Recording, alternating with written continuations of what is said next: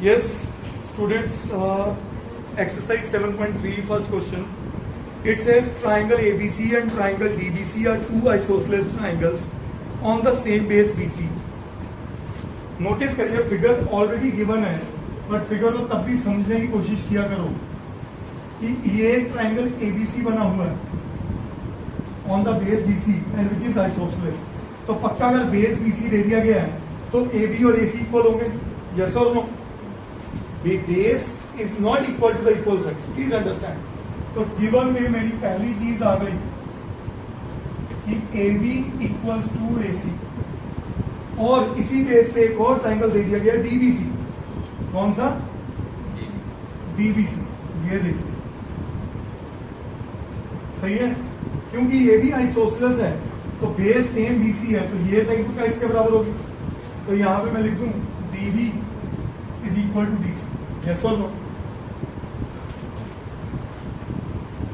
And vertices A and D are on the same side of BC. A और D जो vertex है in triangles के वो BC के एक ही तरफ है. ठीक है जी. If AD is extended to intersect BC at T, अगर AD को एक्सटेंड कर दूं और ताकि BC को किसी T पॉइंट पे आके वो इंटरसेक्ट कर जाए, शो दैट. अब आते हैं इसके प्रूफ में. टू प्रूफ में अब प्लीज समझना, नोट बाद में करना. First point, triangle ABD is congruent to triangle AC. Triangle ABD is congruent to triangle AC.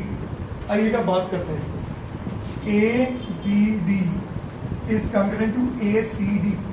ये साइड इसके बराबर, ये साइड इसके बराबर और AD कॉमन. तो मेरा SSS से ये पार्ट हो गया. तो मैं थोड़ा गैप रख के चारों पॉइंट्स जो, क्योंकि इस क्वेश्चन में 4 प्रूफ है, तो मैं पहले प्रूफ की चर्चा पे आ जाता हूं साथ ही साथ. First point, in triangle ABD and triangle ACD. सबसे पहली चीज AB equal to AC given. दूसरी चीज BD is equal to CD, ये भी given. And AD is equal to AD common.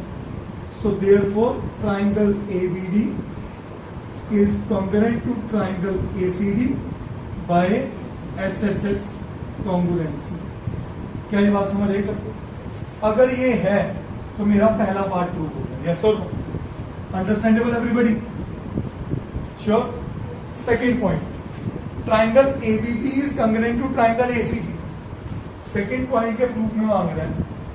Triangle ABP, ये बड़े वाला ABP is congruent to triangle ACP. इसमें की अगर बात करें, AP, AB और AC पता है और AP कॉमन है, तीसरी साइड नहीं है. बट क्योंकि मैंने जब ये दो ट्राइंगल छोटे वाले congruent किए, तो क्या मैं ये एंगल 1 और ये एंगल 2 इक्वल कह सकता था CPCT रिजल्ट से? यस और नो? अब ये इसके बराबर, ये बड़ी साइड कॉमन और बीच वाला एंगल इक्वल, तो बाय SAS ये दोनों बड़े ट्राइंगल्स भी कॉन्ग्रुएंट हो गए. तो मैं यहां पे इसका रिजल्ट यूज करूंगा, angle 1 is equal to angle 2 CPCT. एक सबको आदत बना लो, हमेशा कॉन्ग्रुएंसी के बाद 2 लाइनें या 3 लाइनें निकालनी चाहिए, ताकि आपको नहीं पता कौन सा कॉन्ग्रुएंसी का रिजल्ट मेरा कब यूज हो. क्या ये बात समझ आई? इसको लिया इक्वेशन नंबर 1. अब बात करते हैं इसके सेकेंड पार्ट. सेकेंड पार्ट क्या कह रहे हैं? ये in triangle ABP and triangle ACP. सबसे पहली बात, AB is equal to AC. ये क्या है? Given. AP is equal to AP common. दोनों लाइनें हो गई. तीसरी मैं प्रूफ कर नहीं पा रहा हूं, तो बच गया बीच वाला एंगल, वो मैं प्रूफ कर चुका हूं. Angle 1 is equal to angle 2 proved in 1. So therefore triangle ABP is congruent to triangle ACP by SAS congruency. क्या ये बात समझ आई? तो क्या मेरा सेकेंड पार्ट भी प्रूव हो गया? श्योर बच्चों? इस यहां तक सबको क्लियर है? थर्ड पार्ट में मेरे को कह रहा है AP bisects angle A as well as angle D. ये जो AP है ना, वो A को बाइसेक्ट करिए, तो मैं प्रूव कर चुका हूं 1 = 2. वो कह रहे प्रूव करो कि ये जो एंगल है 3 और ये 4 है, ये भी इक्वल प्रूफ कर दो। नहीं बेटा, ये पूरा ट्राइंगल मेरा कंग्रेंट हुआ है, तो उसमें ये एंगल कहीं नहीं आ रहा। इसका मतलब मुझे ये छोटे वाले दो ट्राइंगल कंग्रेंट करने हैं। कहानी समझ में आई? अब इस बड़े वाले ट्राइंगल में से ये छोटे वाला प्रूफ करना है। दो तरीके हैं, पर पहला तरीका मैं आपको नहीं कहूंगा अप्लाई करो। वो कौन सा है कि अगर बड़ा ट्राइंगल ये और ये बीच वाला ट्राइंगल कंग्रेंट है, तो बड़े में ये माइनस कर दो, ये कंग्रेंट हो जाएगा। पर मैं नहीं कहूंगा ये करो। हाँ जी, अब मैं उसके अलावा क्या करूंगा? आपने बड़ा ट्राइंगल कंग्रेंट किए, सीपीसीटी रिजल्ट लो, BD BP is equal to PC. क्या लो? BP is equal to PC, CPCT इसका रिजल्ट। तो ये रिजल्ट लेने के बाद ये इसके बराबर, ये इसके बराबर और ये कॉमन। जब ये कर लिया तो ये दोनों छोटे ट्राइंगल्स कंग्रेंट हो गए। Is this clear? हाँ जी, एक वंश बताना, ये वीडियो में कवर हो रहा है इतना पार्ट? इसके नीचे लिख सकता हूं कुछ? गुड। तो मैं यहां पे इसके नीचे लिख दूं BP is equal to CP, reason CPCT. ये बना इक्वेशन नंबर 2। सही है। अब मैं ये यूज करूंगा इसकी कंग्रेंसी का रिजल्ट। अब आते हैं आगे। In triangle BPD and triangle CPD, सही है, इसमें और इसमें बीपीडी और सीपीडी। इसमें सबसे पहले आया BP is equal to CP. Oh sorry, ये तो प्रूफ करना मुझे, नहीं कर चुका हूं, प्रूफ इन 2। सही है। BD is equal to CD given and DP is equal to DP common.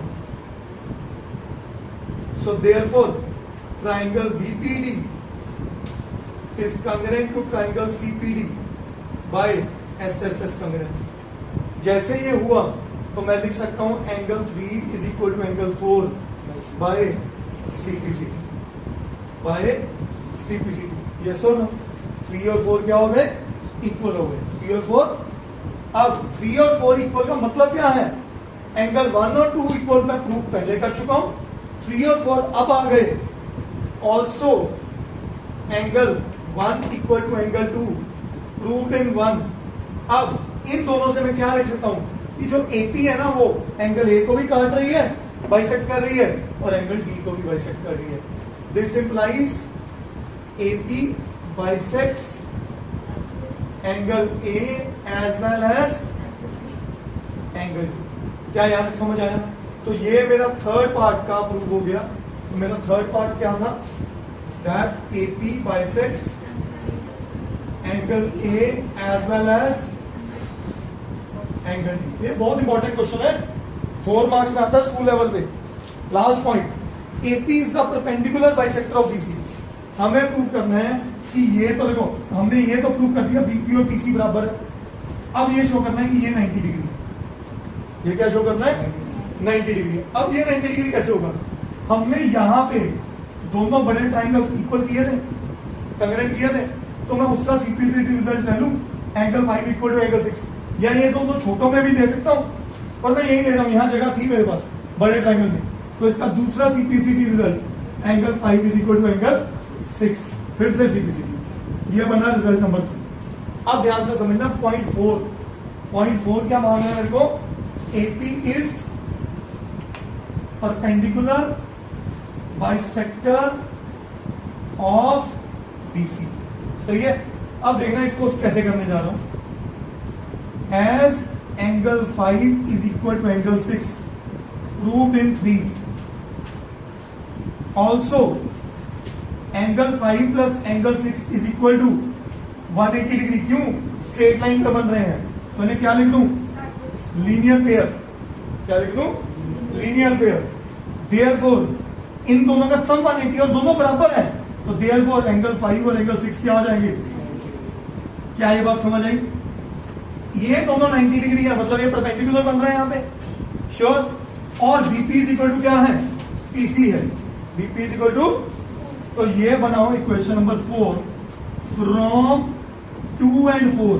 2 में लिखा था बीपी इक्वल टू सीपी, कि ये दोनों बराबर है, और 4 में क्या लिखा? कि ये परपेंडिकुलर है, परपेंडिकुलर भी है और बाइसेक्टर भी है, तो क्या कह दूं? So from 2 and 3, AP is perpendicular bisector of किसका, BC। That's my answer. करिए और टेक्निक